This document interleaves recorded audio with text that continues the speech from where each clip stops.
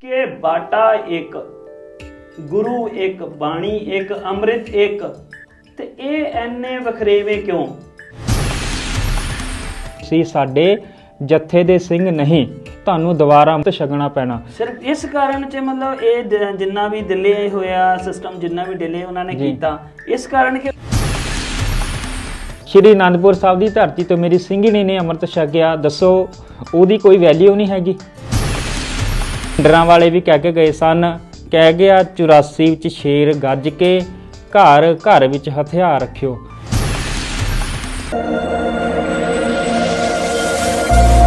ਵਾਹਿਗੁਰੂ ਜੀ ਕਾ ਖਾਲਸਾ, ਵਾਹਿਗੁਰੂ ਜੀ ਕੀ ਫਤਿਹ। ਅੱਜ ਅਸੀਂ ਸਾਂਝੀ ਕਰਨ ਜਾ ਰਹੇ ਹਾਂ ਕਿ ਤੁਹਾਡੇ ਨਾਲ ਨਵੀਂ ਪੇਸ਼ਕਸ਼ ਸੁਨਹਿਰਾ ਸਮਾਜ ਵੱਲੋਂ ਧਾਰਮਿਕ ਪੇਸ਼ਕਸ਼, ਜਿਸ ਵਿੱਚ ਅਸੀਂ ਤੁਹਾਨੂੰ ਇੱਕ ਇਹੋ ਜਿਹੀ ਸ਼ਖਸੀਅਤ ਨਾਲ ਮਿਲਾਵਾਂਗੇ ਜਿਸ ਨੇ ਆਪਣਾ ਪੂਰਾ ਜੀਵਨ ਗੁਰਸਿੱਖੀ ਲਈ ਸਮਰਪਿਤ ਕਰ ਦਿੱਤਾ। ਜੀ ਹਾਂ, ਅਸੀਂ ਗੱਲ ਕਰਨ ਜਾ ਰਹੇ ਹਾਂ ਰਜਿੰਦਰ ਸਿੰਘ ਸ਼ਸਤਰਧਾਰੀ, ਜੋ ਕਿ ਆਪਣੇ ਇੱਕ ਕਵੀ ਦੇ ਤੌਰ ਤੇ ਇਸ ਜਗ੍ਹਾ ਵਿਚਰ ਰਹੇ ਨੇ। ਤੇ ਮੇਨ ਗੱਲ ਉਹਨਾਂ ਦੀ ਇੱਕ ਹੈ ਕਿ ਉਹ ਬਾਣੀ ਅਤੇ ਬਾਣੇ ਦੇ ਦੋਨੋਂ ਧਾਰਨੀ ਨੇ। ਜਿਵੇਂ ਸਤਿਗੁਰਾਂ ਨੇ ਆਖਿਆ ਕਿ ਪੂਜਾ ਅਕਾਲ ਕੀ, ਪਰਚਾ ਸ਼ਬਦ ਕਾ, ਔਰ ਦੀਦਾਰੇ ਖਾਲਸੇ ਕੇ। ਸੋ ਅੱਜ ਤੁਹਾਡੇ ਨਾਲ ਰੂਬਰੂ ਕਰਾਉਣ ਜਾ ਰਹੇ ਹਾਂ ਰਜਿੰਦਰ ਸਿੰਘ ਸ਼ਸਤਰਧਾਰੀ ਕਵੀ। ਵਾਹਿਗੁਰੂ ਜੀ ਕਾ ਖਾਲਸਾ, ਵਾਹਿਗੁਰੂ ਜੀ ਕੀ ਫਤਿਹ। ਖਾਲਸੋ मेरो रूप है खास, खालसे में हो करो निवास, खालसो मेरो मुख अंगा, खालसे के हो सत सत संगा।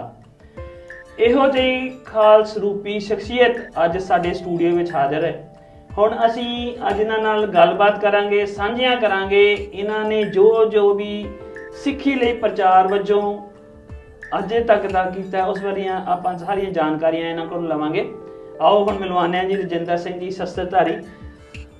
ਖਾਲਸਾ ਜੀ, ਵਾਹਿਗੁਰੂ ਜੀ ਕਾ ਖਾਲਸਾ, ਵਾਹਿਗੁਰੂ ਜੀ ਕੀ ਫਤਿਹ। ਵਾਹਿਗੁਰੂ ਜੀ ਕਾ ਖਾਲਸਾ, ਵਾਹਿਗੁਰੂ ਜੀ ਕੀ ਫਤਿਹ।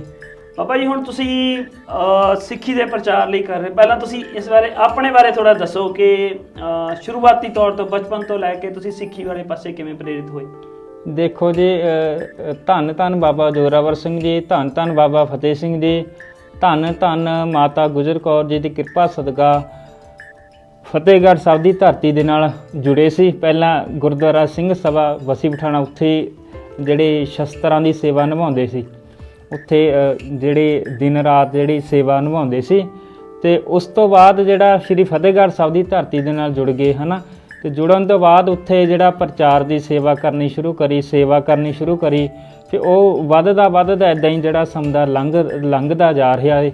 ਅਤੇ ਗੁਰੂ ਸਾਹਿਬ ਦੀ ਕਿਰਪਾ ਦੇ ਨਾਲ ਗੁਰੂ ਸਾਹਿਬ ਨੇ ਬੜਾ ਤਰਸ ਕੀਤਾ ਕਿ ਆਪਣੇ ਦਰ ਘਰ ਦਾ ਕਵੀ ਹੋਣ ਦਾ ਮਾਣ ਬਖਸ਼ਿਆ। ਜਿੱਥੇ ਕਵੀ ਆ ਉੱਥੇ ਨਾਲ ਸ਼ਸਤਰਧਾਰੀ ਕਵੀ ਜ਼ਰੂਰ ਗੁਰੂ ਸਾਹਿਬ ਨੇ ਤਰਸ ਕਰਕੇ ਬਣਾਇਆ, ਕਿਉਂਕਿ ਕਵੀ ਦੇਖੀ ਦੇ ਨੇ ਬੇਅੰਤ ਨੇ, ਪਰ ਸ਼ਸਤਰ ਧਾਰਨ ਕਰਕੇ ਸਟੇਜ ਦੇ ਉੱਪਰ ਆਪਦੀ ਕਵਿਤਾ ਜਿਹੜੀ ਸੰਗਤ ਦੇ ਸਨਮੁਖ ਰੱਖਣੀ, ਉਹ ਤੋਂ ਥੋੜ੍ਹਾ ਗੁਰਹੇਜ ਕਰਦੇ ਨੇ ਜਾਂ ਸ਼ਰਮ ਮਹਿਸੂਸ ਕਰਦੇ ਨੇ। ਅਤੇ ਮੇਰੀ ਸੋਚ ਇਹ ਆ ਕਿ ਮੈਂ ਸ਼ਸਤਰ ਸਾਰੇ ਹੀ ਸਜਾ ਕੇ, ਜੋ ਧੰਨ ਧੰਨ ਕਲਗੀਧਰ ਪਾਤਸ਼ਾਹ ਜੀ ਨੇ ਸਾਨੂੰ ਬਖਸ਼ੇ ਨੇ, ਉਹ ਸਜਾ ਕੇ ਸੰਗਤਾਂ ਦੇ ਮੂਹਰੇ ਲੈ ਕੇ ਆਵਾਂ, ਤਾਂ ਜੋ ਜਿਹੜੀ ਸੰਗਤ ਨੂੰ ਉਹ ਸ਼ਸਤਰਾਂ ਦੇ ਦਰਸ਼ਨ ਦੀਦਾਰੇ ਹੋਣ ਅਤੇ ਨਾਲ ਜਿਹੜੀ ਉਹ ਜਾਣਕਾਰੀ ਸ਼ਸਤਰਾਂ ਦੀ ਜਿਹੜੀ ਸੰਗਤਾਂ ਤੱਕ ਪਹੁੰਚਾਈ ਜਾਵੇ।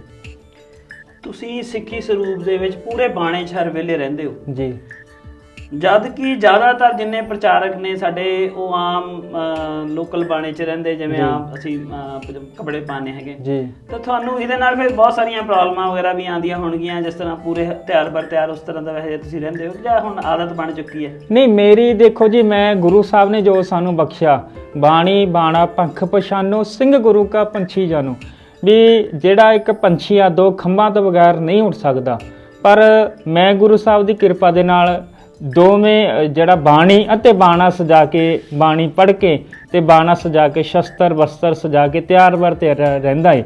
ਅਤੇ ਕੋਸ਼ਿਸ਼ ਇਹੀ ਹੁੰਦੀ ਹੈ ਕਿ ਹਮੇਸ਼ਾ ਹੀ, ਕਿਉਂਕਿ ਮੇਨ ਜਿਹੜਾ ਹੁੰਦਾ ਹੈ ਜ਼ਿਆਦਾਤਰ ਜਿਹੜੇ ਸਾਡੇ ਸੰਸਾਰਿਕ ਲੋਕ ਨੇ, ਉਹਨਾਂ ਨੂੰ ਹੁੰਦਾ ਕਿ ਸਾਡਾ ਜਿਹੜਾ ਆਨੰਦ ਕਾਰਜ ਨਹੀਂ ਹੋਣਾ ਜੇ ਅਸੀਂ ਸ਼ਸਤਰ ਸਜਾਵਾਂਗੇ ਜਾਂ ਹਮੇਸ਼ਾ ਹੀ ਜਿਹੜੇ ਦਮਾਲਾ ਜਾਂ ਬਾਣਾ ਸਜਾ ਕੇ ਰੱਖਾਂਗੇ, ਸ਼ਸਤਰ ਸਜਾ ਕੇ ਰੱਖਾਂਗੇ, ਵੀ ਸਾਨੂੰ ਦੁਨਿਆਵੀ ਜਿਹੜੇ ਲੋਕ ਨੇ ਉਹ ਮਾੜੀ ਨੀਤ ਨਾਲ ਦੇਖਦੇ ਨੇ ਜਾਂ ਸਾਨੂੰ ਕੋਈ ਆਪਣੀ ਧੀ ਨਹੀਂ ਦੇਵੇਗਾ। ਪਰ ਮੇਰੀ ਸੋਚ ਹੈ ਕਿ ਮੈਂ ਬਾਣੀ ਅਤੇ ਬਾਣੀ 'ਚ ਰਹਿ ਕੇ ਆਪਦੀ ਕਿਰਤ ਵੀ ਕਰਦਾ, ਇਹ ਪ੍ਰਚਾਰ ਦੀ ਸੇਵਾ ਵੀ ਕਰਦਾ, ਤੇ ਮੇਰੇ ਆਨੰਦ ਕਾਰਜ ਵੀ ਜਿਹੜੇ ਉਹ ਇਦਾਂ ਹੀ ਹੋਏ ਨੇ ਜਿਸ ਤਰ੍ਹਾਂ ਆਪ ਜੀ ਦੇ ਸਨਮੁਖ ਮੈਂ ਸਜਿਆ ਹੋਇਆ। ਹੁਣ ਆਨੰਦ ਕਾਰਜ ਬਾਰੇ ਚਲੋ ਆਪਾਂ ਗੱਲ ਕਰਦੇ ਹਾਂ। ਆਪਣੇ ਸਿੰਘਣੀ ਜਿਹੜੇ ਨਾਲ ਨੇ, ਹੁਣ ਪਹਿਲਾਂ ਤੁਸੀਂ ਪਰਿਵਾਰਕ ਪਿਛੋਕੜ ਬਾਰੇ ਥੋੜਾ ਦੱਸੋ, ਆਪਣੇ ਪਰਿਵਾਰ ਬਾਰੇ। ਦੇਖੋ ਜੀ, ਮੇਰਾ ਪਰਿਵਾਰ ਜਿਹੜਾ ਬਸੀ, ਮੈਂ ਖੁਦ ਬਸੀ ਪਠਾਣਾ ਤੋਂ ਰਹਿਣ ਵਾਲਾ, ਨਾਨਕਿਆਂ ਦੀ ਫੈਮਿਲੀ ਦੇ ਵਿੱਚ ਰਹਿੰਦਾ ਹੈ। ਤੇ ਜਿਹੜੀ ਮੇਰੀ ਵਾਈਫ ਹੈ, ਸਿੰਘਣੀ ਹੈ ਮੇਰੀ, ਉਹ ਇੱਕ ਹਿੰਦੂ ਪਰਿਵਾਰ ਦੇ ਨਾਲ ਸੰਬੰਧਿਤ ਆ। ਉਹਦੇ ਮਾਤਾ ਪਿਤਾ ਜਿਹੜੇ ਸਰਦਾਰ ਸੀ, ਤੇ ਪਰ ਉਹਨਾਂ ਦੇ ਜਿਹੜੇ ਮਾਤਾ ਪਿਤਾ ਬਚਪਨ ਦੇ ਵਿੱਚ ਅਕਾਲ ਚਲਾਣਾ ਕਰ ਗਏ। ਅਕਾਲ ਚਲਾਣਾ ਕਰਨ ਤੋਂ ਬਾਅਦ ਉਹਨਾਂ ਦੇ ਜਿਹੜੇ ਚਾਚੀ ਨੇ ਉਹਨੂੰ ਸੰਭਾਲਿਆ। ਉਹਨਾਂ ਦਾ ਬਚਪਨਾ, ਉਹਨਾਂ ਨੂੰ ਸਾਂਭ ਸੰਭਾਲ ਉਹਨਾਂ ਨੇ ਕੀਤੀ। ਜਦੋਂ ਮੇਰੀ ਸਿੰਘਣੀ ਵੱਡੀ ਹੋ ਗਈ, ਉਹਨਾਂ ਨੇ ਅੰਮ੍ਰਿਤ ਛਕ ਲਿਆ ਸ਼੍ਰੀ ਅਨੰਦਪੁਰ ਸਾਹਿਬ ਦੀ ਧਰਤੀ ਤੇ ਜਾ ਕੇ ਅੰਮ੍ਰਿਤ ਛਕ ਕਰਨ ਤੋਂ ਬਾਅਦ ਜਦੋਂ ਘਰੇ ਵਾਪਸ ਗਏ, ਤੇ ਉਹਨਾਂ ਦੀ ਫੈਮਿਲੀ ਨੇ ਉਹਨਾਂ ਨੂੰ ਇੱਕ ਸਵਾਲ ਕੀਤਾ ਕਿ ਜਾਂ ਤਾਂ ਸਾਨੂੰ ਛੱਡ ਦੇ, ਜਾਂ ਜਿਹੜਾ ਅੰਮ੍ਰਿਤ ਛਕ ਕੇ ਆਈ ਆ ਦਸਤਾਰ ਲਾ ਦੇ ਤੇ ਕਕਾਰ ਲਾ ਦੇ। ਪਰ ਇੱਕ ਸਿੰਘਣੀ ਨੇ ਮੇਰੀ ਨੇ ਬੜਾ ਸੋਹਣਾ, ਜਿਹੜਾ ਗੁਰੂ ਸਾਹਿਬ ਨੇ ਤਰਸ ਕਰਕੇ ਅੰਮ੍ਰਿਤ ਛਕਿਆ, ਉਹਨਾਂ ਨੇ ਅੰਮ੍ਰਿਤ ਛਕਿਆ। ਉਹ ਅੰਮ੍ਰਿਤ ਨੂੰ ਬਹਾਲ ਕਰਦੇ ਹੋਏ, ਰੱਖਦੇ ਹੋਏ ਪਰਿਵਾਰ ਨੂੰ ਛੱਡਤਾ, ਪਰ ਗੁਰੂ ਦੀ ਦਸਤਾਰ ਨਹੀਂ ਛੱਡੀ। ਕੀ ਬਾਤ ਹੈ ਜੀ। ਦੇਖੋ, ਜਿਹੜੀ ਸਿੱਖੀ ਹੈ ਉਹ ਜਦੋਂ ਸਰੀਰਿਕ ਤੌਰ ਤੇ ਜਾਮੇ ਦੇ ਰੂਪ ਦੇ ਤੁਹਾਡੇ ਅੰਦਰ ਪ੍ਰਵੇਸ਼ ਕਰ ਜਾਂਦੀ ਹੈ, ਉਹਦੇ ਲਈ ਫਿਰ ਉਹ ਸੰਸਾਰ ਮਾਇਨੇ ਨਹੀਂ ਰੱਖਦਾ। ਇਸ ਦੀ ਮਿਸਾਲ ਸਿੰਘ ਸਾਹਿਬ ਉਹਨਾਂ ਦੇ ਘਰੋਂ ਵੀ ਹੈ। ਤਾਂ ਉਹ ਤਾਂ ਚਲੋ ਇੱਕ ਕਹਿ ਲਓ ਕਿ ਫੁੱਲ ਹੀ ਘਰ, ਇੱਕ ਬੂਟਾ ਹੀ ਇਹੋ ਜਿਹਾ ਲੱਗ ਗਿਆ। ਤੇ ਤੁਸੀਂ ਜਿਹੜਾ ਜਿਸ ਤਰ੍ਹਾਂ ਆਨੰਦ ਕਾਰਜ ਬਾਰੇ ਇੱਕ ਸਾਡੀ ਗੱਲ ਚੱਲ ਰਹੀ ਸੀਗੀ ਇਸ ਬਾਰੇ ਕਿ ਤੁਹਾਡੇ ਆਨੰਦ ਕਾਰਜ ਦੇ ਵਿੱਚ ਕਾਫੀ ਪ੍ਰੋਬਲਮਾਂ ਜਿਹੀਆਂ ਆਈਆਂ ਸ਼ੁਰੂਆਤੀ ਤੌਰ ਤੇ। ਦੇਖੋ ਜੀ, ਮੇਰਾ ਆਨੰਦ ਕਾਰਜ ਅਖੰਡ ਕੀਰਤਨ ਜੱਥੇ ਵਾਲੇ ਸਿੰਘਾਂ ਨੇ ਅੰਮ੍ਰਿਤਸਰ ਸਾਹਿਬ ਦੀ ਧਰਤੀ ਤੇ ਕਰਵਾਉਣੇ ਸੀ। ਉਹਨਾਂ ਨੇ ਪਹਿਲਾਂ ਸਾਨੂੰ ਹਾਂ ਕਰਤੀ। ਹਾਂ ਕਰਨ ਤੋਂ ਬਾਅਦ ਚਲੋ ਸਾਨੂੰ 9 ਤੋਂ 11 ਦਾ ਜਿਹੜਾ ਉਹਨਾਂ ਨੇ ਸਵੇਰ ਦਾ ਸਮਾਂ ਦੇ ਦਿੱਤਾ, ਤੇ ਅਸੀਂ 9:30 ਵਜੇ ਲਗਭਗ ਪਹੁੰਚ ਗਏ। ਤੇ ਪਹੁੰਚਣ ਤੋਂ ਬਾਅਦ ਹਾਜ਼ਰੀ ਭਰਨੀ ਸ਼ੁਰੂ ਕਰੀ ਆ ਸਮਾਗਮ ਦੇ ਵਿੱਚ। ਤੇ ਉਦੋਂ ਕੀ ਹੋਇਆ ਕਿ ਉਹ ਸਾਨੂੰ ਕਹਿੰਦੇ ਵੀ 9 ਤੋਂ 11 ਤੁਹਾਡੇ ਆਨੰਦ ਕਾਰਜ ਹੋਣਗੇ, ਤੁਸੀਂ ਹਾਜ਼ਰ ਹੋ ਜਿਓ। ਅਸੀਂ ਹਾਜ਼ਰ ਹੋ ਗਏ, ਪਰ ਉਹਨਾਂ ਨੇ ਐਟ ਏ ਟਾਈਮ 6 ਘੰਟੇ ਬਾਅਦ, ਕਿਉਂਕਿ ਸਾਨੂੰ ਪਹਿਲਾਂ ਕਹਿੰਦੇ ਸੀ ਵੀ ਤੁਹਾਡੇ 9 ਤੋਂ 11 ਆਨੰਦ ਕਾਰਜ ਹੋਣਗੇ, ਫਿਰ ਕਹਿੰਦੇ ਵੀ ਤੁਹਾਨੂੰ 12 ਵਜੇ ਕਰਵਾਉਂਦੇ, 1 ਵਜੇ, 2 ਵਜੇ, 3:15 ਵਜੇ ਜਾ ਕੇ ਉਹਨਾਂ ਨੇ ਜਿਹੜਾ ਸਾਨੂੰ ਆਨੰਦ ਕਾਰਜਾਂ ਨੂੰ ਜਵਾਬ ਦੇ ਦਿੱਤਾ। ਕਹਿੰਦੇ ਜੀ ਤੁਸੀਂ ਸਾਡੇ ਜੱਥੇ ਦੇ ਸਿੰਘ ਨਹੀਂ, ਤੁਹਾਨੂੰ ਦੁਬਾਰਾ ਅੰਮ੍ਰਿਤ ਛਕਣਾ ਪੈਣਾ। ਸਿਰਫ ਇਸ ਕਾਰਨ 'ਚ ਮਤਲਬ ਇਹ ਜਿੰਨਾ ਵੀ ਡਿਲੇ ਹੋਇਆ ਸਿਸਟਮ, ਜਿੰਨਾ ਵੀ ਡਿਲੇ ਉਹਨਾਂ ਨੇ ਕੀਤਾ, ਇਸ ਕਾਰਨ ਕਿ ਤੁਸੀਂ ਅੰਮ੍ਰਿਤ ਨਹੀਂ ਛਕਿਆ ਸੀਗਾ। ਅੰਮ੍ਰਿਤ ਅਸੀਂ ਛਕਿਆ ਸੀ ਜੀ। ਮੈਂ ਸ਼੍ਰੀ ਫਤਿਹਗੜ੍ਹ ਸਾਹਿਬ ਦੀ ਧਰਤੀ ਤੋਂ ਛਕਿਆ ਪਿਆ। ਮੇਰੀ ਸਿੰਘਣੀ ਨੇ ਕੇਸਗੜ੍ਹ ਸਾਹਿਬ ਸ਼੍ਰੀ ਅਨੰਦਪੁਰ ਸਾਹਿਬ ਤੋਂ ਛਕਿਆ। ਅਖੰਡ ਕੀਰਤਨੀਆਂ ਦਾ ਤੁਸੀਂ ਅੰਮ੍ਰਿਤ ਨਹੀਂ ਛਕਿਆ ਸੀ? ਹਾਂ, ਉਹਨਾਂ ਦਾ ਅਸੀਂ ਅੰਮ੍ਰਿਤ ਨਹੀਂ ਛਕਿਆ। ਪਰ ਇਹ ਸਾਡੇ ਸਿੱਖ ਧਰਮ ਦੀ ਬੜੀ ਦੁਬਿਧਾ ਦੀ ਗੱਲ ਹੈ ਕਿ ਅਸੀਂ ਅੰਮ੍ਰਿਤ ਪਿੱਛੇ ਵੀ ਅੱਜ ਲੜਦੇ ਫਿਰਦੇ ਹਾਂ ਕਿ ਕਲਗੀਧਰ ਪਾਤਸ਼ਾਹ ਜੀ ਨੇ ਸਾਨੂੰ ਇੱਕ ਕਰਿਆ ਸੀ, ਅਸੀਂ ਗੁਰੂ ਤੋਂ ਵੀ ਉਲਟ ਹੋ ਗਏ। ਦੱਸੋ ਸਾਡਾ ਕੀ ਕਸੂਰ ਹੈ ਕਿ ਜਿਹੜਾ ਅਸੀਂ ਅੰਮ੍ਰਿਤ ਸ਼੍ਰੀ ਫਤਿਹਗੜ੍ਹ ਸਾਹਿਬ ਦੀ ਧਰਤੀ ਤੋਂ ਛਕਿਆ, ਪੂਰੇ ਵਰਲਡ ਦੀ ਸਭ ਤੋਂ ਮਹਿੰਗੀ ਧਰਤੀ, ਕੀ ਉਹਦੀ ਕੋਈ ਵੈਲਿਊ ਨਹੀਂ? ਸ਼੍ਰੀ ਅਨੰਦਪੁਰ ਸਾਹਿਬ ਦੀ ਧਰਤੀ ਤੋਂ ਮੇਰੀ ਸਿੰਘਣੀ ਨੇ ਅੰਮ੍ਰਿਤ ਛਕਿਆ, ਦੱਸੋ ਉਹਦੀ ਕੋਈ ਵੈਲਿਊ ਨਹੀਂ ਹੈਗੀ? ਇਹ ਸਿਸਟਮ ਬਹੁਤ ਜਿਹੜਾ ਸਾਡਾ ਅੱਜ ਹਿੱਲਿਆ ਪਿਆ ਜੀ। ਇੱਥੇ ਇੱਕ ਵਿਚਾਰ ਕਰਨ ਵਾਲੀ ਗੱਲ ਬਹੁਤ ਸਾਹਮਣੇ ਆਈ ਹੈ ਕਿ ਬਾਟਾ ਇੱਕ, ਗੁਰੂ ਇੱਕ, ਬਾਣੀ ਇੱਕ, ਅੰਮ੍ਰਿਤ ਇੱਕ, ਤੇ ਇਹ ਐਨੇ ਵਖਰੇਵੇਂ ਕਿਉਂ?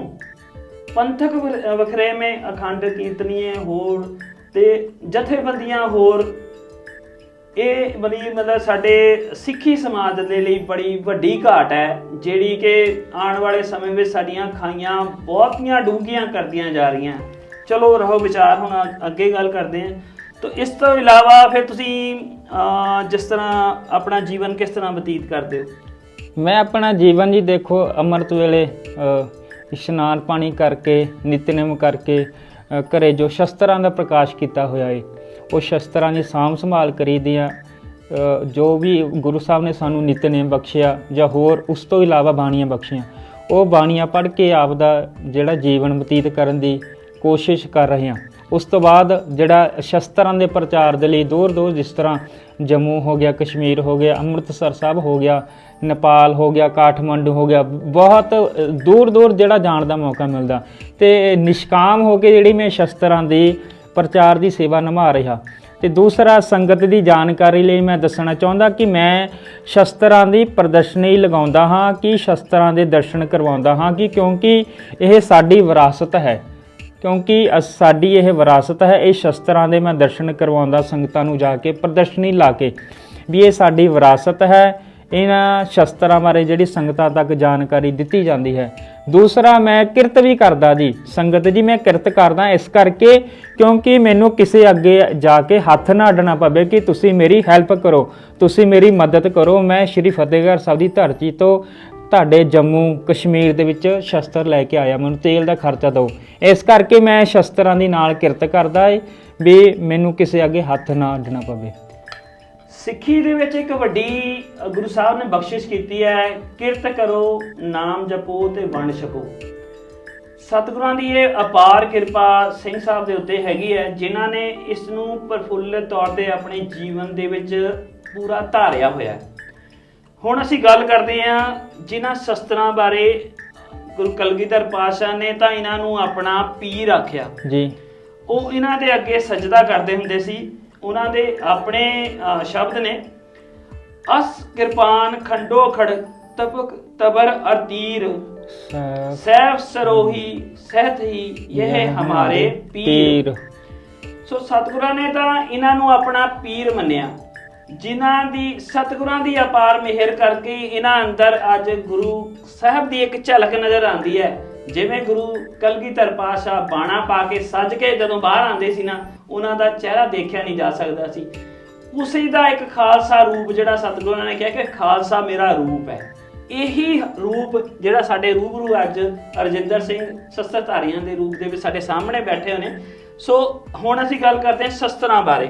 ਤੁਸੀਂ ਸ਼ਸਤਰਾਂ ਨਾਲ ਤੁਹਾਡਾ ਕਦੋਂ ਤੋਂ ਪਿਆਰ ਸ਼ੁਰੂ ਹੋਇਆ? ਇਸ ਬਾਰੇ ਜਦੋਂ ਤੁਹਾਨੂੰ ਇਹ ਲਗਾਵ ਇੱਕਦਮ ਜਿਹੜਾ ਬਣਿਆ ਤੁਹਾਡਾ ਕਦੋਂ ਤੋਂ ਸ਼ੁਰੂ ਹੋਇਆ? ਦੇਖੋ ਜੀ, 2015 ਦੇ ਵਿੱਚ ਜਿਹੜਾ ਗੁਰਮਤਿ ਦਾ ਕੈਂਪ ਲੱਗਾ ਸੀ ਸ਼੍ਰੀ ਫਤਿਹਗੜ੍ਹ ਸਾਹਿਬ ਜੀ, ਤੇ ਉੱਥੇ ਪ੍ਰਵਿੰਦਰ ਸਿੰਘ ਦੀ ਪ੍ਰਿੰਸੀਪਲ ਜੋ ਉੱਥੋਂ ਕੈਂਪ ਦੇ ਮੁਖੀ ਸਨ, ਉਹਨਾਂ ਨੇ ਮੈਨੂੰ ਇੱਕ ਕਵਿਤਾ ਦਿੱਤੀ। ਉਹ ਕਵਿਤਾ ਦੇ ਬੋਲ ਮੈਂ ਆਪ ਜੀ ਨਾਲ ਸਾਂਝੇ ਕਰਾਂ। ਮੈਂ ਖਾਲਸਾ ਵੀਰ ਜਵਾਨ, ਮੈਨੂੰ ਜਾਣੇ ਕੁਲ ਜਹਾਨ, ਮੈਂ ਸੂਰ ਵੀਰ ਬਲਵਾਨ, ਗੁਰੂ ਜੀ ਦੇ ਖਾਲਸੇ ਦੀ ਉੱਚੀ ਸੁੱਚੀ ਸ਼ਾਨ, ਮੇਰੇ ਹੱਥ ਦੇ ਵਿੱਚ ਸ਼ਮਸ਼ੀਰ, ਮੇਰੇ ਭੱਥੇ ਵਿੱਚ ਹਨ ਤੀਰ, ਮੇਰੇ ਮੋਢੇ ਉੱਤੇ ਕਮਾਨ, ਗੁਰੂ ਜੀ ਦੇ ਖਾਲਸੇ ਦੀ ਉੱਚੀ ਸੁੱਚੀ ਸ਼ਾਨ। ਇਹ ਕਵਿਤਾ ਦੇ ਬੋਲ ਸਨ। ਉਹ ਕਵਿਤਾ ਦੇ ਬੋਲ ਨੂੰ ਆਪਣੇ ਸਰੀਰ ਦੇ ਉੱਪਰ ਜਿਸ ਤਰ੍ਹਾਂ ਸ਼ਸਤਰਾਂ ਦਾ ਜ਼ਿਕਰ ਆਇਆ, ਉਹ ਸ਼ਸਤਰਾਂ ਦਾ ਜ਼ਿਕਰ ਆਇਆ।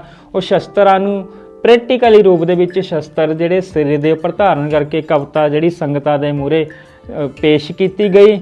ਤੇ ਜਦੋਂ ਪੇਸ਼ ਕੀਤੀ ਗਈ ਕਵਿਤਾ ਪੜ੍ਹੀ ਗਈ, ਸੁਣਾਈ ਗਈ, ਉਹ ਸੰਗਤਾਂ ਨੇ ਬੜਾ ਪ੍ਰੇਮ ਬਖਸ਼ਿਆ। ਤੇ ਉਹ ਸ਼ਸਤਰਾਂ ਨੂੰ ਫਿਰ ਇਦਾਂ ਹੀ ਮੈਂ ਜਿਹੜਾ ਸਜਾਣਾ, ਹਰ ਰੋਜ਼ ਸਜਾਣਾ ਸ਼ੁਰੂ ਕਰਤਾ। ਦੂਸਰਾ ਵਚਨ ਆਪ ਜੀ ਨਾਲ ਸਾਂਝਾ ਕਰਨਾ ਕਿ ਕਲਗੀਧਰ ਪਾਤਸ਼ਾਹ ਜੀ ਦੇ ਵਚਨ ਆਉਂਦੇ ਹਨ ਖਾਲਸਾ ਰਹਿਤਨਾਮੇ ਦੇ, ਇੱਕ ਓੰਕਾਰ ਸ਼੍ਰੀ ਵਾਹਿਗੁਰੂ ਜੀ ਕੀ ਫਤਿਹ, ਸ਼੍ਰੀ ਮੁਖ ਵਾਕ ਪਾਤਸ਼ਾਹੀ ਦਸਵੀ, ਤਬ ਇਮ ਭੰਨਿਓ ਗਰੀਬ ਨਿਵਾਜ, ਸ਼ਸਤਨ ਕੇ ਦੀਨ ਹੈ ਰਾਜ, ਤਨੰਗ ਸੰਗ ਸਾਰੇ ਪ੍ਰਭੂ ਜੀ ਸੁਣਾਈ, ਬਿਨਾ ਤੇਗ ਤੀਰੰਗ ਰਹੇ ਨਾਹੀ ਭਾਈ। ਕਿਉਂਕਿ ਕਲਗੀਧਰ ਪਾਤਸ਼ਾਹ ਜੀ ਕਦੇ ਵੀ ਤੇਗ, ਤੀਰ ਕਮਾਨ, ਕਟਾਰ, ਢਾਲ, ਬੰਦੂਕ, ਕਰਪਾ ਵਰਸ਼ਾ, ਬੇਅੰਤ ਸ਼ਸਤਰਾਂ ਤੋਂ ਬਿਨਾਂ ਕਦੇ ਨਹੀਂ ਸੀ ਰਹਿੰਦੇ। ਆਪਣੇ ਅੱਗੇ ਸਿੰਘਾਂ ਨੂੰ ਹੁਕਮ ਕੀਤਾ, ਬਿਨਾ ਤੇਗ ਤੀਰੰਗ ਰਹੇ ਨਾਹੀ ਭਾਈ, ਬਿਨਾ ਸ਼ਸਤਰ ਕੇ ਸੰਗ ਨਰੰਗ ਭੇਡ ਜਾਣੋ। ਕਿ ਜਿਹੜੇ ਵਿਅਕਤੀ ਦੇ ਕੋਲ ਸ਼ਸਤਰ ਨਹੀਂ ਹੈ, ਕੇਸ ਨਹੀਂ ਹੈ, ਉਹ ਬੰਦਾ ਭੇਡ ਦੀ ਨਹੀਂ ਹੈ। ਗਹੇ ਕਾਨ ਤਾਂ ਕੋ ਕਿਤੈ ਲੈ ਸਿਧਾਨੋ, ਕੰਨ ਤੋਂ ਫੜ ਕੇ ਦੁਸ਼ਮਣਾਂ ਨੇ ਸਾਨੂੰ 1984 ਦੇ ਵਿੱਚ ਸਾਡੇ ਗਲਾਂ 'ਚ ਟਾਇਰ ਪਾ ਕੇ ਸਾਨੂੰ ਸਾੜ ਗਿਆ, ਕਿਉਂਕਿ ਅਸੀਂ ਨਿਹੱਥੇ ਸਨ। ਸਾਡੇ ਜਿਨ੍ਹਾਂ ਕੋਲ ਸ਼ਸਤਰ ਸੀ ਉਹ ਪਰਿਵਾਰ ਹੁਣ ਵੀ ਜਿਉਂਦੇ ਨੇ। ਬਿਨਾ ਤੇਗ ਤੀਰੰਗ ਰਹੇ ਨਾਹੀ ਭਾਈ, ਬਿਨਾ ਸ਼ਸਤਰ ਕੇ ਸੰਗ ਨਿਰੰਗ ਭੇੜ ਜਾਨੋ, ਗਹੇ ਕਾਨ ਤਾਂ ਕੋ ਕਿਤੈ ਲੈ ਸਿਧਾਨੋ। ਇਹ ਹੈ ਮੋਰ ਆਗਿਆ ਸੁਨ ਲਿਓ ਪਿਆਰੇ, ਬਿਨਾ ਤੇਗ ਕੇ ਸੰਗ ਨਾ ਦੇਵੋ ਦੀਦਾਰੇ। ਕਲਗੀਧਰ ਪਾਤਸ਼ਾਹ ਜੀ ਦੇ ਇਹ ਬਚਨ ਸਨ। ਇਸ ਕਰਕੇ ਇਹ ਸ਼ਸਤਰ ਇਹ ਸਜਾਉਣਾ ਮੈਂ ਹਰ ਰੋਜ਼ ਸ਼ੁਰੂ ਕਰਿਆ ਹੋਇਆ ਵੀ ਇਹ ਸ਼ਸਤਰ ਜਿਹੜੇ ਗੁਰੂ ਸਾਹਿਬ ਦੇ ਬਚਨ ਨੇ ਉਹਦੇ ਉੱਪਰ ਫੁੱਲ ਚੜਾਉਣ ਦੀ ਕੋਸ਼ਿਸ਼ ਕਰ ਰਿਹਾ ਜੀ। ਵਾਹ, ਜਿਵੇਂ ਕਲਗੀਧਰ ਪਾਤਸ਼ਾਹ ਨੇ ਸ਼ਸਤਰਾਂ ਨੂੰ ਪੀਰ ਮੰਨਿਆ, ਉਵੇਂ ਸਿੰਘ ਸਾਹਿਬ ਨੇ ਉਸੇ ਹੀ ਚੀਜ਼ ਨੂੰ ਲੈ ਕੇ ਅੱਗੇ ਆਪਣੇ ਜੀਵਨ ਤੇ ਢਾਲ ਕੇ ਇਹ ਸ਼ਸਤਰਾਂ ਨੂੰ ਪੀਰ ਮੰਨਦੇ ਹੋਏ ਸੰਗਤਾਂ ਦੇ ਰੂਬਰੂ ਕਰਾਉਂਦੇ ਨੇ, ਤਾਂ ਕਿ ਆਉਣ ਵਾਲੀ ਸਿੱਖੀ ਨੌਜਵਾਨ ਪੀੜ੍ਹੀ ਨੂੰ ਘੱਟੋ ਘੱਟ ਸਾਡੇ ਉਹਨਾਂ ਸ਼ਸਤਰਾਂ ਬਾਰੇ ਤਾਂ ਜਾਣਕਾਰੀ ਮਿਲ ਸਕੇ ਜੋ ਪੁਰਾਤਨ ਸਮੇਂ ਤੋਂ ਸਿੰਘ ਵਰਤਦੇ ਆ ਰਹੇ ਨੇ। ਠੀਕ ਹੈ, ਅੱਜ ਦੇ ਦੌਰ ਦੇ ਵਿੱਚ ਸ਼ਸਤਰਾਂ ਨੇ ਅਲੱਗ ਤਰ੍ਹਾਂ ਦਾ ਇੱਕ ਨਵਾਂ ਰੂਪ ਲੈ ਲਿਆ, ਪਰ ਸ਼ਸਤਰ ਤਾਂ ਸ਼ਸਤਰ ਹੀ ਰਹਿਣੇ ਹੈ। ਕੋਈ ਨੇੜਿਓਂ ਮਾਰੂ ਆਂਦਾ ਹੈ, ਕੋਈ ਦੂਰੋਂ ਮਾਰੂ ਜੀ, ਪਰ ਸ਼ਸਤਰ ਨੇ ਤਾਂ ਵਰਕਿੰਗ ਉਹੋ ਜਿਹੀ ਆਪਣੀ ਜੋ ਕਾਰਜਸ਼ੈਲੀ ਹੈ ਉਸੇ ਤਰ੍ਹਾਂ ਰੱਖਣੀ ਹੈ। ਸੋ ਹੁਣ ਆਪਾਂ ਥੋੜਾ ਜਿਹਾ ਜਾਣਕਾਰੀ ਲੈਂਦੇ ਆ ਕਿ ਤੁਸੀਂ ਕਵੀ, ਜਿਹੜਾ ਕਵੀ ਕਹਿੰਦੇ ਆ ਬਹੁਤ ਕੋਮਲ ਦਿਲ ਦਾ ਹੁੰਦਾ ਜੀ, ਕੋਮਲਤਾ ਕਵੀ ਦੇ ਅੰਦਰ ਮਤਲਬ ਕੁੱਟ-ਕੁੱਟ ਕੇ ਭਰੀ ਹੁੰਦੀ ਹੈ ਜੀ, ਬਾਹਰੋਂ ਸ਼ਸਤਰਧਾਰੀ। ਵੈਸੇ ਤਾਂ ਇਹ ਗੁਣ ਮੇਰੇ ਕਲਗੀਧਰ ਪਾਤਸ਼ਾਹ ਦਾ ਵੀ ਸੀ, ਹਾਂਜੀ, ਕਿਉਂਕਿ ਉਹਨਾਂ ਤੋਂ ਵੱਡੇ ਹਲੇ ਤੱਕ ਕਵੀ ਕੋਈ ਨਹੀਂ ਆਏ ਜਿੰਨੇ ਉਹਨਾਂ ਨੇ ਲਿਖਿਆ, ਜੋ ਲਿਖ ਚੁੱਕੇ ਹੈ ਉਹਨਾਂ ਵਰਗਾ ਦੁਬਾਰਾ ਕੋਈ ਕਵੀ ਨਹੀਂ ਆ ਸਕਦਾ ਜੀ। ਉਹਨਾਂ ਦੇ ਹੀ ਅੰਸ਼ ਤੁਸੀਂ ਅੱਗੇ ਉਹਨੂੰ ਤੋੜ ਰਹੇ ਹੋ ਜੀ। ਇੱਕ ਤਰਫ ਕੋਮਲਤਾ, ਇੱਕ ਤਰਫ ਸ਼ਸਤਰਾਂ ਦੀ ਜਿਹੜੀ ਤੁਸੀਂ ਮੁਹਿੰਮ ਨਾਲ ਲੈ ਕੇ ਚੱਲਦੇ ਹੋ ਪਾਤਸ਼ਾਹ ਦੇ ਜੋ ਹੁਕਮ ਅਨੁਸਾਰ। ਜਿਹੜਾ ਹੁਣ ਤੁਸੀਂ ਕਵੀ ਦਾ ਆਪਾਂ ਜੀਵਨ ਇੱਕ ਪਾਸੇ ਲੈ ਕੇ ਚੱਲਦੇ ਹਾਂ, ਤਾਂ ਕਵੀ ਬਾਰੇ ਤੁਸੀਂ ਕਿਵੇਂ ਇਸ ਪਾਸੇ ਪ੍ਰੇਰਿਤ ਹੋਏ? ਕਵਿਤਾ ਵਾਲੇ ਪਾਸੇ ਦੀ ਦੇਖੋ, ਮੈਂ ਪਹਿਲਾਂ ਵੀ ਆਪ ਜੀ ਨੇ ਸਾਂਝਾ ਕੀਤਾ ਕਿ ਗੁਰਮਤਿ ਦਾ ਕੈਂਪ ਲੱਗਿਆ, ਉਹਦੇ 'ਚ ਜਿਹੜਾ ਮੈਨੂੰ ਕਵਿਤਾ ਦਿੱਤੀ ਗਈ ਸੀ ਸ਼ਸਤਰਾਂ ਦੇ ਸੰਬੰਧ ਵਿੱਚ, ਤੇ ਉਹ ਕਵਿਤਾ ਉਦੋਂ ਤੋਂ ਹੀ ਜਿਹੜੀ ਗਾਉਣ ਦੀ ਜਿਹੜੀ ਸ਼ੁਰੂਆਤ 2015 ਤੋਂ ਮੇਰੀ ਸ਼ੁਰੂ ਹੋਈ ਪਈ ਹੈ। ਤੇ ਨਾਲ ਫਿਰ ਜਦੋਂ ਹਰ ਰੋਜ਼ ਫਤਿਹਗੜ੍ਹ ਸਾਹਿਬ ਦੀ ਧਰਤੀ 'ਤੇ ਜਾਣਾ, ਉੱਥੋਂ ਦਾ ਜੋ ਮਾਹੌਲ ਦੇਖਣਾ, ਫਤਿਹਗੜ੍ਹ ਸਾਹਿਬ ਦੀ ਧਰਤੀ ਦਾ ਠੰਡੇ ਬੁਰਜ ਤੋਂ ਲੈ ਕੇ ਕਹਿ ਸਕਦੇ ਆ ਜਿੱਥੇ ਸ਼ਹੀਦੀ ਸਥਾਨ ਉੱਥੇ ਤੱਕ ਦਾ ਮਾਹੌਲ ਦੇਖਣਾ, ਜਾਂ ਚਮਕੌਰ ਦੀ ਗੜੀ ਤੋਂ ਲੈ ਕੇ ਮਾਛੀਵਾੜਾ ਤੱਕ ਦਾ ਜਿਹੜਾ ਸਫ਼ਰ ਦੇਖੀਦਾ, ਉਹ ਫਿਰ ਉਹ ਜਿੱਥੇ ਕਲਗੀਧਰ ਪਾਤਸ਼ਾਹ ਗਏ ਉੱਥੋਂ ਫਿਰ ਉਹ ਕਵਿਤਾ ਦੇ ਰੂਪ 'ਚ ਉਹਦਾ ਜ਼ਿਕਰ ਕਰਨਾ ਸ਼ੁਰੂ ਕਰਿਆ ਜੀ। ਜਿਸ ਤਰ੍ਹਾਂ ਤੁਸੀਂ ਕਵਿਤਾ ਦੇ ਰੂਪ 'ਚ ਕਹਿੰਦੇ ਜ਼ਿਕਰ ਕਰਨਾ ਸੀ, ਕੁਝ ਕਵਿਤਾਵਾਂ ਦੀਆਂ ਸਥਰਾਂ ਸਾਡੇ ਨਾਲ ਸਾਂਝੀਆਂ ਕਰੋ। ਹਾਂ, ਮੈਂ ਸਭ ਤੋਂ ਪਹਿਲਾਂ ਸ਼ਸਤਰਾਂ ਦੇ ਸੰਬੰਧ ਵਿੱਚ ਕਰਦਾ। ਮੈਂ ਹਾਂ ਪੁੱਤਰ ਕਲਗੀਧਰ ਦਾ, ਮੈਨੂੰ ਸ਼ਸਤਰ ਧਾਰੀ ਕਹਿਣ, ਮੈਂ ਹਾਂ ਪੁੱਤਰ ਕਲਗੀਧਰ ਦਾ, ਮੈਨੂੰ ਸ਼ਸਤਰ ਧਾਰੀ ਕਹਿਣ, ਖੜਗ ਖੰਜਰ ਕਟਾਰ ਸਦਾ ਮੇਰੇ ਕਮਰ ਕੱਸੇ ਵਿੱਚ ਰਹਿਣ, ਮੇਰੇ ਤੀਰ ਨੇ ਐਵੇਂ ਸ਼ੂਕ ਦੇ ਜਿਵੇਂ ਬਹਿੰਦੇ ਜਾਂਦੇ ਬੈਣ, ਮੇਰੇ ਚੱਕਰ ਦਮਾਲੇ ਦੋ ਨੇ ਸਦਾ ਫਤਿਹ ਗੁਰੂ ਦੀ ਕਹਿਣ, ਮੇਰੇ ਚੱਕਰ ਦਮਾਲੇ ਦੋ ਨੇ ਸਦਾ ਫਤਿਹ ਗੁਰੂ ਦੀ ਕਹਿਣ, ਇੱਕੋ ਗੁਰੂ ਦੇ ਦਰ ਤੇ ਮੇਰਾ ਮਨ ਧਨ ਹੈ ਝੁਕਦਾ। ਇਹ ਜਿਹੜਾ ਸੀਸ ਹੈ ਸ੍ਰੀ ਗੁਰੂ ਗ੍ਰੰਥ ਸਾਹਿਬ ਜੀ ਦੇ ਅੱਗੇ ਝੁਕਦਾ, ਕਿਸੇ ਮੜੀ ਮਸਾਣ ਦੇ ਅੱਗੇ, ਕਿਸੇ ਡੇਰੇ ਦੇ ਅੱਗੇ, ਕਿਸੇ ਜਥੇਦਾਰ ਦੇ ਪੈਰਾਂ 'ਚ ਨਹੀਂ ਝੁਕਦਾ। ਇੱਕੋ ਗੁਰੂ ਦੇ ਦਰ ਤੇ ਮੇਰਾ ਮਨ ਧਨ ਹੈ ਝੁਕਦਾ, ਸੱਚ ਰਹਿੰਦਾ ਸਦਾ ਜ਼ੁਬਾਨ ਤੇ, ਵੇਲਾ ਮੰਗਾ ਸਕਦੇ ਸੁੱਖ ਦਾ, ਜਿੱਥੇ ਖੜਦਾ ਹਾਂ ਉੱਥੇ ਅੜਦਾ ਹਾਂ, ਵੇਖ ਜ਼ੁਲਮ ਨਾ ਕਦੇ ਲੁਕਦਾ, ਜਦ ਪੈਂਦੀ ਹੈ ਭੀੜ ਪੰਥ ਤੇ, ਸ਼ੇਰ ਵਾਂਗ ਹੈ ਖਾਲਸਾ ਬੁਕਦਾ, ਸ਼ੇਰ ਵਾਂਗ ਹੈ ਖਾਲਸਾ ਬੁਕਦਾ, ਮੈਂ ਕਰਦਾ ਹਾਂ ਕਿਰਤ ਧਰਮ ਦੀ, ਹੱਥੀ ਕਰਦਾ ਸ਼ਸਤਰ ਤਿਆਰ। ਪਹਿਲਾ ਦਾਸ ਸ੍ਰੀ Guru Granth Sahib world university Sri Fatehgarh Sahib duty ਕਰਦਾ ਰਿਹਾ ਜੀ। ਹੁਣ ਮੈਂ ਕਰਦਾ ਹਾਂ ਕਿਰਤ ਧਰਮ ਦੀ, ਹੱਥੀ ਕਰਦਾ ਸ਼ਸਤਰ ਤਿਆਰ, ਲੋਭ ਮੁੜ ਤੋਂ ਮੇਰਾ ਸਭਨਾਂ ਨਾਲ ਪਿਆਰ, ਸੱਚ ਬੋਲਣ ਤੋਂ ਕਦੇ ਨਾ ਝਿਜਕਦਾ, ਦਮਾ ਕ੍ਰਿਤੀ ਨੂੰ ਫਟਕਾਰ, ਜਿਹੜਾ ਦਿਸਦਾ ਹੈ ਗੁਰਸਿੱਖੜਾ ਉਹਦਾ ਰੱਜ ਸਤਕਾਰ, ਜਿਹੜਾ ਦਿਸਦਾ ਹੈ ਗੁਰਸਿੱਖੜਾ ਉਹਦਾ ਰੱਜ ਕਰਾਂ ਸਤਕਾਰ, ਮੇਰੇ ਪੱਥੇ ਤੀਰ ਨੇ ਝੁੱਲਦੇ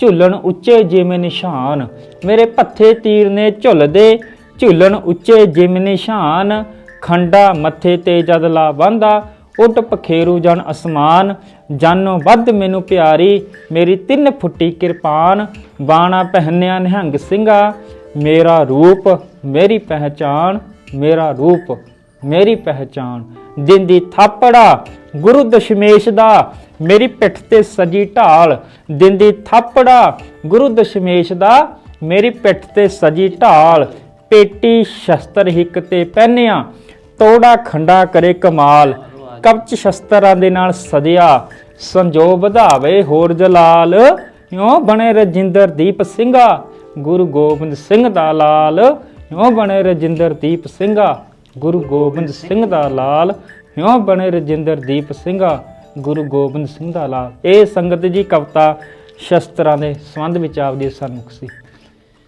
ਵਾਹ, ਜਦੋਂ ਕਹਿੰਦੇ ਨੇ ਵਾਹ ਵਾਹ ਕਲਗੀ ਵਾਲਿਆ, ਤੇਰਾ ਨਿਸ਼ਾਨੀ ਕੋਈ, ਇਸੇ ਤਰ੍ਹਾਂ ਤੇਰੇ ਸਿੰਘਾਂ ਦਾ ਵੀ ਕੋਈ ਸਾਨੀ ਨਹੀਂ।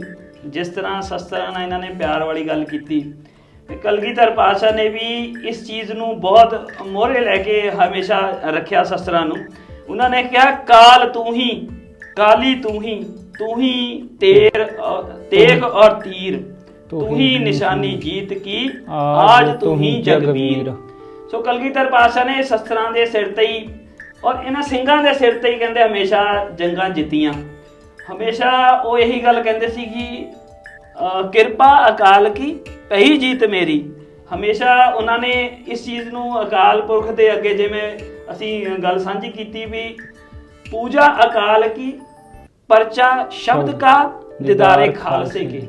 ਸੋ ਇਹ ਅੱਜ ਦਾ ਸਾਡਾ ਜਿਹੜਾ ਸਾਨੂੰ ਗੁਰੂ ਸਾਹਿਬ ਨੇ ਇੱਕ ਸੇਧ ਬਖਸ਼ੀ ਸੀ ਆਪਣੇ ਦਰਸ਼ਨਾਂ ਨੂੰ ਕਰਨੇ ਦੇ ਲਈ ਜੀ, ਜਿਸ ਨੂੰ ਅਸੀਂ ਬੜਾ ਸੰਕੋਚਮਈ ਸਿਸਟਮ ਦੇ ਵਿੱਚ ਲੈ ਕੇ ਚਲੇ ਗਏ ਹਾਂ ਵੀ ਜਾਤ ਪਾਤ ਚ ਵੰਡਤਾ, ਹੋਰ ਕਈ ਸਾਡੀਆਂ ਕੁਰੈਤੀਆਂ ਸਾਡੇ ਧਰਮ ਦੇ ਆ ਗਈਆਂ ਜੀ। ਚਲੋ ਇਹ ਅਲੱਗ ਵਿਸ਼ਾ ਹੈ। ਮੇਨ ਹੁਣ ਆਪਾਂ ਗੱਲ ਕਰਦੇ ਹਾਂ, ਤੁਸੀਂ ਜਿੱਦਾਂ ਆਪਣਾ ਰੋਜ਼ਗਾਰ ਬਾਰੇ ਪਹਿਲਾਂ ਤੁਸੀਂ ਯੂਨੀਵਰਸਿਟੀ ਦੇ ਵਿੱਚ ਵੀ ਇੱਕ ਵਰਕਿੰਗ ਕਰਕੇ, ਉਹਦੇ ਬਾਅਦ ਤੁਸੀਂ ਹੁਣ ਕਿਸ ਤਰ੍ਹਾਂ ਆਪਣਾ ਰੋਜ਼ਗਾਰ ਦਾ ਜ਼ਰੀਆ ਰੱਖਿਆ? ਦੇਖੋ ਜੀ, ਮੈਂ ਜਦੋਂ ਸ਼੍ਰੀ ਗੁਰੂ ਗ੍ਰੰਥ ਸਾਹਿਬ ਵਰਲਡ ਯੂਨੀਵਰਸਿਟੀ ਸ਼੍ਰੀ ਫਤਿਹਗੜ੍ਹ ਸਾਹਿਬ ਜਦੋਂ ਉੱਥੇ ਵੀ ਮੈਂ ਡਿਊਟੀ ਕਰਦਾ ਸੀ, ਡਿਊਟੀ ਖਤਮ ਹੋਣ ਦੇ ਸਾਰ ਮੈਂ ਦਮਾਲਾ ਸਜਾ ਕੇ, ਬਾਣਾ ਸਜਾ ਕੇ, ਸ਼ਸਤਰ ਸਜਾ ਕੇ ਸ਼੍ਰੀ ਫਤਿਹਗੜ੍ਹ ਸਾਹਿਬ ਜਿਹੜਾ ਸੇਵਾ ਕਰਦਾ ਸੀ। ਦੇਗ ਦੀ ਸੇਵਾ ਹੋ ਗਈ, ਜਿਸ ਤਰ੍ਹਾਂ ਨਗਾਰੇ ਦੀ ਸੇਵਾ ਹੋ ਗਈ, ਉਹ ਉਦੋਂ ਵੀ ਕਰਦਾ ਸੀ ਤੇ ਹੁਣ ਵੀ ਕਰਦਾ ਹੈ। ਉਹ ਸੇਵਾ ਕਰਦੇ ਕਰਦੇ ਇੰਨਾ ਉੱਥੇ ਪ੍ਰੇਮ ਪਿਆਰ ਸਾਹਿਬਜ਼ਾਦੇ ਦੇ ਨਾਲ ਬਣ ਗਿਆ ਕਿ ਹਰ ਰੋਜ਼ ਹੁਣ ਵੀ ਉੱਥੇ ਸੇਵਾ 'ਤੇ ਜਾਣ ਦਾ ਮੌਕਾ ਮਿਲਦਾ ਅਤੇ ਸ਼ਸਤਰ ਸਜਾ ਕੇ ਜਿਹੜਾ ਪ੍ਰਚਾਰ ਦੀ ਸੇਵਾ ਕਰਨ ਦਾ ਮੌਕਾ ਮਿਲਦਾ। ਅਲੱਗ-ਅਲੱਗ ਸ਼ਹਿਰਾਂ ਵਿੱਚ ਜਾਣ ਦਾ ਜਿਹੜਾ ਮੈਨੂੰ ਮੌਕਾ ਮਿਲਦਾ ਹੈ। ਅਤੇ ਦੂਸਰਾ, ਕਲਗੀਧਰ ਪਾਤਸ਼ਾਹ ਨੇ ਕਿਰਤ ਬਖਸ਼ੀ ਹੈ। ਦੇਖੋ, ਮੈਂ ਜਦੋਂ ਸ਼ਸਤਰ ਸਜਾ ਕੇ ਜਾਂਦਾ ਸੀ ਅਤੇ ਮੈਨੂੰ ਕਈ ਨੌਜਵਾਨ ਵੀਰ ਸਵਾਲ ਕਰਦੇ, ਬਾਬਾ ਜੀ ਇਹ ਸ਼ਸਤਰ ਤੁਸੀਂ ਕਿੱਥੋਂ ਖਰੀਦਿਆ? ਅਤੇ ਮੈਂ ਫਿਰ ਆਪਣੇ ਮਨ ਦੇ ਵਿੱਚ ਇੱਕ ਸਵਾਲ ਪੈਦਾ ਹੋ ਕੇ ਵੀ ਕਿਉਂ ਨਾ ਰਜਿੰਦਰ ਸਿੰਘ ਤੂੰ ਇਸ ਨੂੰ ਕਿਰਤ ਵੀ ਨਾਲ ਇਹਦੀ ਤੂੰ ਸ਼ੁਰੂ ਕਰੇ।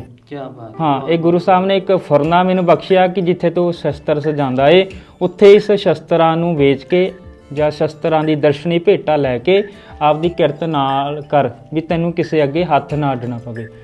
ਜ਼ਿਕਰਯੋਗ ਹੈ ਜਿਹੜਾ ਕਿ ਅੱਜ ਦੇ ਸਮੇਂ ਅਨੁਸਾਰ ਨਿਹੰਗ ਸਿੰਘਾਂ ਨੇ ਬਾਣੇ ਪਾਏ ਹੈ, ਉਹ ਕਿਸੇ ਜਥੇਬੰਦੀਆਂ ਨਾਲ ਜਾਂ ਧੜੇਬੰਦੀ ਨਾਲ ਜੁੜੇ ਹੁੰਦੇ ਨੇ, ਪਰ ਜਦੋਂ ਕਿਰਤ ਵਾਲੀ ਗੱਲ ਆਉਂਦੀ ਹੈ ਉਹਨਾਂ ਦੇ ਹੱਥ ਹਮੇਸ਼ਾ ਉਹਨਾਂ ਧੜੇਬੰਦੀਆਂ ਮੁਰੇ ਅੱਗੇ ਅੱਡਦੇ ਨੇ ਜਾਂ ਉਹਨਾਂ ਨੂੰ ਉਹ ਸਹਿਯੋਗ ਕਰਦੇ ਨੇ। ਪਰ ਇੱਕ ਸਿੰਘ ਜਿਹੜਾ ਕਲਗੀਧਰ ਪਾਤਸ਼ਾਹ ਨੇ ਹੁਕਮ ਕੀਤਾ ਗੁਰੂ ਨਾਨਕ ਸਾਹਿਬ ਦੇ ਫਲਸਫੇ ਨੂੰ ਲੈ ਕੇ ਕਿ ਕਿਰਤ ਆਪ ਕਰਨੀ ਹੈ, ਅਸੀਂ ਕਿਸੇ ਤੇ ਡਿਪੈਂਡੈਂਟ ਜਾਂ ਕਿਸੇ ਦਾ ਆਸਰਾ ਲੈ ਕੇ ਨਹੀਂ ਕਰਨੀ, ਆਸਰਾ ਹਮੇਸ਼ਾ ਅਕਾਲ ਪੁਰਖ ਦਾ ਰੱਖਣਾ ਜੀ।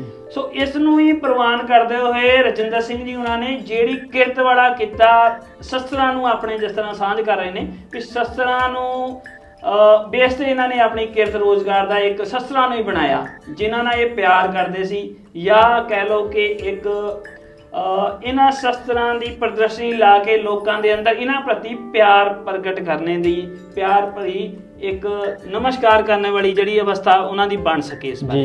ਤੇ ਹੁਣ ਤੁਸੀਂ ਥੋੜਾ ਦੱਸੋ ਵੀ ਸ਼ਸਤਰ ਕਿਸ ਤਰ੍ਹਾਂ ਕਿਹੜੇ ਜਗ੍ਹਾ ਤੁਸੀਂ ਹਲੇ ਤੱਕ ਯਾਤਰਾਵਾਂ ਕਰ ਚੁੱਕੇ ਹੋ ਇਸ ਬਾਰੇ? ਦੇਖੋ ਜੀ, ਮੈਂ ਸ਼੍ਰੀ ਫਤਿਹਗੜ੍ਹ ਸਾਹਿਬ ਤੋਂ ਸ਼ੁਰੂ ਕਰ ਲਈ ਯਾਤਰਾ। ਆਪਾਂ ਅੱਗੇ ਖੰਨਾ ਹੋ ਗਿਆ, ਜਿਸ ਤਰ੍ਹਾਂ ਫਿਰ ਲੁਧਿਆਣਾ ਹੋ ਗਿਆ, ਫਗਵਾੜਾ, ਜਲੰਧਰ, ਬਾਬਾ ਬਕਾਲਾ ਸਾਹਿਬ ਹੋ ਗਿਆ, ਉਸ ਤੋਂ ਬਾਅਦ ਅੰਮ੍ਰਿਤਸਰ ਸਾਹਿਬ, ਸ਼੍ਰੀ ਤਰਨਤਾਰਨ ਸਾਹਿਬ, ਸ਼੍ਰੀ ਗੋਇੰਦਵਾਲ ਸਾਹਿਬ, ਸ਼੍ਰੀ ਖਡੂਰ ਸਾਹਿਬ, ਉਸ ਤੋਂ ਬਾਅਦ ਇੱਥੇ ਗੁਰਦਾਸਪੁਰ ਚਲ ਜਾਓ ਆਪ ਜੀ, ਪਠਾਨਕੋਟ ਹੋ ਗਿਆ, ਉਸ ਤੋਂ ਬਾਅਦ ਜੋ ਅੱਗੇ ਕਠੂਆ ਪਿੰਡ ਆਉਂਦਾ ਏ, ਫਿਰ ਜੰਮੂ ਆ ਗਿਆ, ਫਿਰ ਅੱਗੇ ਬਾਬਾ ਬੰਦਾ ਸਿੰਘ ਬਹਾਦਰ ਜੀ ਦਾ ਸਥਾਨ ਹੈ ਕਟੜਾ ਸ਼ਹਿਰ ਦੇ ਵਿੱਚ, ਉੱਥੇ ਜਾਣ ਦਾ ਮੌਕਾ। ਫਿਰ ਇੱਧਰ ਚਲ ਜਾਓ ਆਪ ਜੀ, ਦਿੱਲੀ ਹੋ ਗਿਆ, ਬੰਗਲਾ ਸਾਹਿਬ ਹੋ ਗਿਆ, ਉਸ ਤੋਂ ਅੱਗੇ ਆਗਰਾ, ਦਿੱਲੀ, ਵਾਹਿਗੁਰੂ, ਆਗਰਾ ਹੋ ਗਿਆ, ਉਸ ਤੋਂ ਅੱਗੇ ਕਾਨਪੁਰ, ਲਖਨਊ, ਨੇਪਾਲ, ਅੱਗੇ ਕਾਠਮੰਡੂ, ਸਿੱਖਣਪੁਰਾ ਪਿੰਡ, ਕਾਫੀ ਬੇਅੰਤ ਜਗ੍ਹਾ ਨੇ ਜਿਨ੍ਹਾਂ ਦਾ ਮੈਨੂੰ ਵੀ ਹਾਲ ਤੱਕ ਨਹੀਂ ਵੀ ਪਤਾ ਕਿਹੜੀ ਜਗ੍ਹਾ ਮੈਂ ਜਾਇਆ। ਬਹੁਤ ਬੇਅੰਤ ਸਥਾਨ ਨੇ ਜਿਨ੍ਹਾਂ ਦੇ ਦਰਸ਼ਨ ਦੀਦਾਰੇ ਕਰਨ ਦਾ ਮੈਨੂੰ ਮੌਕਾ ਮਿਲਿਆ। ਖਾਸ ਕਰਕੇ ਮੈਂ ਮੋਟਰਸਾਈਕਲ 'ਤੇ ਸੰਗਤ ਜੀ ਜਾਂਦਾ ਏ, ਪਰੇਸ਼ਾਨੀਆਂ ਮੈਨੂੰ ਬਹੁਤ ਆਉਂਦੀਆਂ ਨੇ ਰਸਤੇ ਦੇ ਵਿੱਚ, ਪਰ ਮੈਂ ਗੁਰੂ ਸਾਹਿਬ ਦੇ ਭਾਣੇ ਦੇ ਵਿੱਚ ਰਹਿ ਕੇ ਆਪਦੀ ਯਾਤਰਾ ਵੀ ਕਰਦਾ ਏ ਨਾਲ ਪ੍ਰਚਾਰ ਦੀ ਸੇਵਾ ਕਰਦਾ, ਨਾਲ ਆਪਦੀ ਕਿਰਤ ਵੀ ਕਰਦਾ। ਜਦੋਂ ਕਹਿੰਦੇ ਆ ਨਾ ਕਿ ਓਟ ਆਸਰਾ ਉਸ ਕਲਗੀਧਰ ਪਾਤਸ਼ਾਹ ਦਾ ਲਿਆ ਹੋਵੇ, ਫਿਰ ਮੁਸ਼ਕਲਾਂ ਤਾਂ ਕੀ ਅੱਗੇ ਆਣਗੀਆਂ, ਉਹਨਾਂ ਦਾ ਮਨ ਨਵੇੜਾ ਹੀ ਕਰਦਾ ਫਿਰ ਤੁਰਦਾ। ਜਦ ਤੱਕ ਜ਼ਿੰਦਗੀ ਹੈ ਮੁਸ਼ਕਲਾਂ ਨਾਲ ਤਾਂ ਆਪਾਂ ਲੜਨਾ ਹੀ ਹੈ, ਉਹ ਤਾਂ ਇੱਕ ਸਾਡਾ ਜੀਵਨ ਦਾ ਸੁਭਾਅ। ਇਹਦੇ ਵਿੱਚ ਖੱਟਾ ਮਿੱਠਾ ਤੇ ਮੁਸ਼ਕਲਾਂ ਸੌਖਾ, ਸੁੱਖ ਦੁੱਖ ਇਹ ਸਾਡੀਆਂ ਚੱਲਦੀਆਂ ਰਹਿਣੀਆਂ, ਹਮੇਸ਼ਾ ਚੱਲਦੀਆਂ ਹੈ ਤਾਂ ਚੱਲਦੀਆਂ ਰਹਿਣੀਆਂ ਜੀ। ਚਲੋ ਇਸ ਨੂੰ ਵੀ ਤੁਸੀਂ ਇੱਕ ਕਹਿੰਦੇ ਕਿ ਜਿਹੜੀਆਂ ਹਡਲ ਜਿਹੜੀਆਂ ਪ੍ਰੋਬਲਮਾਂ ਤੁਸੀਂ ਕੱਢ ਕੇ ਬਾਹਰ ਫਿਰ ਵੀ ਸਿੱਖੀ ਵਾਲੇ ਪਾਸੇ ਪੂਰੀ ਤਰ੍ਹਾਂ ਤੁਸੀਂ ਜੀਵਨ ਨੂੰ ਲਾਇਆ ਹੋਇਆ। ਹਾਂਜੀ। ਤਾਂ ਤੁਹਾਡਾ ਮਤਲਬ ਕੀ ਟੀਚਾ ਹੈ, ਕਿਸ ਤਰ੍ਹਾਂ ਤੁਸੀਂ ਸੋਚਦੇ ਹੋ ਵੀ ਅੱਗੇ ਇਹਨੂੰ ਹੋਰ ਵਧੀਆ ਢੰਗ ਨਾਲ ਆਪਾਂ ਕਰ ਸਕੀਏ? ਦੇਖੋ ਜੀ, ਅੱਜ ਕੱਲ੍ਹ ਦੇਖੀਦਾ ਇਹ ਸੰਸਾਰ ਦੇ ਵਿੱਚ ਖਾਸ ਕਰਕੇ ਹੁਣ ਜਿਹੜਾ ਟਾਈਮ ਚੱਲਦਾ ਪਿਆ, ਸਮਾਂ ਚੱਲਦਾ ਪਿਆ, ਉਹ 'ਚ ਖਾਸ ਕਰਕੇ ਸਾਡੀਆਂ ਭੈਣਾਂ 'ਤੇ ਬੜੇ ਹਮਲੇ ਹੋ ਰਹੇ ਨੇ। ਸਾਡੀਆਂ ਭੈਣਾਂ ਦੀ ਜਿਹੜੀ ਇੱਜ਼ਤ ਨੂੰ ਹੱਥ ਪਾਇਆ ਜਾਂਦਾ।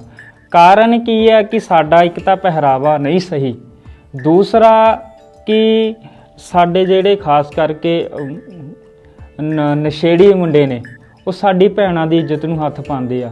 ਤੇ ਮੇਰੀ ਸੋਚ ਇਹ ਆ ਕਿ ਉਹ ਭੈਣਾਂ ਨੂੰ ਜਾਗਰੂਕ ਕਰਨਾ ਕਿ ਸ਼ਸਤਰ ਵਿੱਦਿਆ ਜ਼ਰੂਰ ਸਿੱਖੋ ਵੀ, ਕਿਉਂਕਿ ਜਦੋਂ ਅਸੀਂ ਆਲੇ ਦੁਆਲੇ ਦੇਖਦੇ, ਜਦੋਂ ਸਾਡੀ ਕੋਈ ਇੱਜ਼ਤ ਨੂੰ ਹੱਥ ਪਾਉਂਦਾ ਸੀ, ਆਲੇ ਦੁਆਲੇ ਨਿਗਾਹ ਮਾਰਦੇ ਆਪਣੇ ਵੱਡੇ ਵਡੇਰਿਆਂ ਨੂੰ, ਚਾਚਿਆਂ ਨੂੰ, ਮਾਮਿਆਂ ਤਾਇਆਂ ਨੂੰ, ਦੇਖਦੇ ਆ ਵੀ ਸਾਡੀ ਮਦਦ ਕਰੇ, ਪਰ ਉਹ ਜਦੋਂ ਨੂੰ ਆਉਂਦੇ ਆ ਉਦੋਂ ਤੱਕ ਸਾਡੀ ਇੱਜ਼ਤ ਨੂੰ ਜਿਹੜਾ ਹੱਥ ਪਾ ਲੈਂਦੇ ਨੇ ਦੁਸ਼ਮਣ।